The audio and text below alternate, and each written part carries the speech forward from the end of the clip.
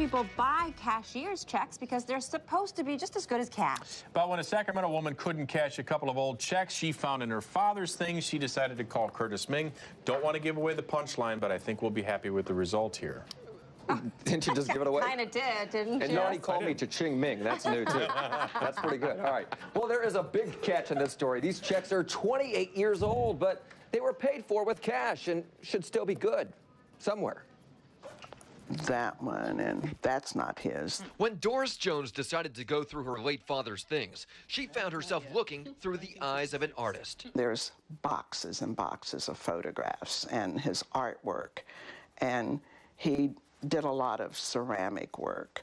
Doris's father worked for the state, and his coworkers found their most common chores recorded in amazing detail. And just as he hung on to those workplace moments, J. Edward Brent hung on to something else. We started pulling out piece by piece and decided to look in this because we don't want to get rid of anything.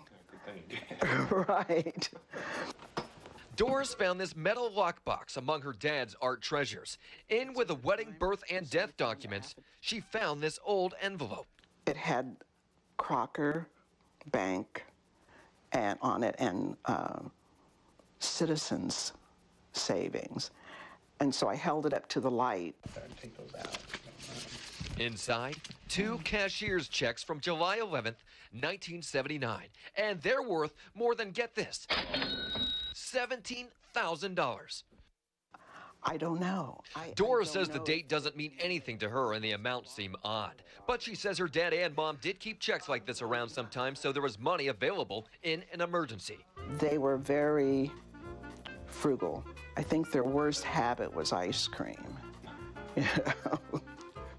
It was just down with the rest of these envelopes like this. Doris found those old checks back in 2001. Since then, she's found cashing them is a treasure hunt of its own.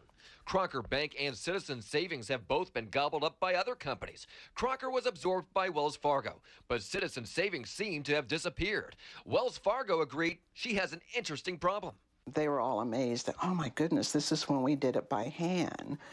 And so then they said, well, there's nothing they could do. Doris and her family contacted the state controller's office of unclaimed property. She says there were a number of false starts, but she finally got this letter telling her what she needed to confirm the state has her family's money and what she needed to do to get it.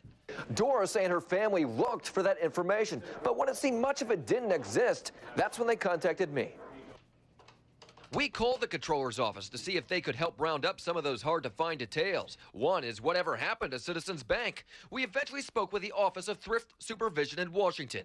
They called back quickly with the answer, a classic picture of the banking food chain. In 1982, Citizens was eaten by First Nationwide, which was then swallowed by First Madison, which was gobbled up by Granite Savings Bank, which was finally gulped down by Citibank. The controller's office says cashier's checks are the bank's responsibility for 3 years. After that, the money is transferred to the state and held until it's claimed. After we called, the controller's office contacted Doris again, had her fill out an affidavit guaranteeing the checks were hers. And guess what? Last week, she got her money. It took 6 years to get to this point, and here it was less than 6 days that we got a phone call. So Doris does have her money after more than 6 years, but when she asked the folks at the controller's office, why did it take so long? She says they told her, well, it takes a while to train people. Oh. They told us people sometimes get lost in the paper shuffle. But see, I was right. We're happy with the result, right? I know. And I didn't Aren't give you it glad away. you sat through the story even though Sam gave it away? I didn't give it story. away. Well, what is she going to spend the money on, did she say? We don't know. Oh, we don't know. well, But a lot of money. Yeah, it is. Hope she has fun with it. $17,600. You can have some fun with that. Yeah. Thanks, All right, well, Curtis. if there's something you want me to investigate, let me know. Call the hotline or go to CBS13.com, click on Call Curtis, and send me an email.